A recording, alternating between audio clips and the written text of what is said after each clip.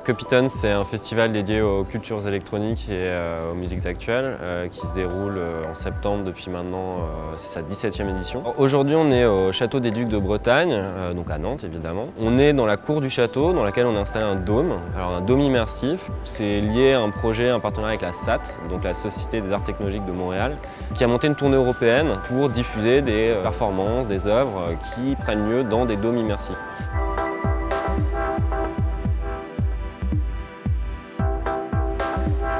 Alors on a effectivement 3 temps forts. Un temps fort qui avait lieu ce matin, qui était une masterclass, donc qui était plutôt une présentation relativement générale de la création dans ces environnements immersifs.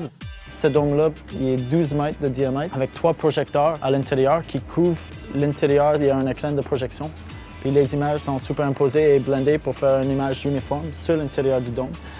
Aussi, on a un système de son à 6 canaux qui nous permet de déplacer le son en 360. Cet après-midi, on va avoir un workshop, donc un atelier qui va permettre à une trentaine de participants de travailler autour du son et comment on crée des environnements sonores immersifs dans des dômes. L'atelier en particulier abordait essentiellement des aspects techniques par rapport à l'acoustique, à comment appréhender un projet. Évidemment, du côté des arts scéniques, c'est plutôt essayer de justement faire avancer des formes de narration différentes qui tiennent compte des possibilités offertes par les dômes.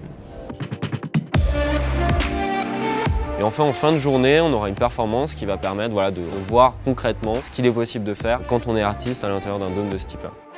Je me suis intéressé à la spatialisation du son et donc il y a des outils spéciaux qui sont développés pour ça, des spatialisateurs qui permettent, en plus de l'écriture habituelle, de faire une écriture de l'espace, c'est-à-dire de décider où on va placer des sources sonores, comment on veut qu'elles bougent, à quelle vitesse, à quel endroit, etc.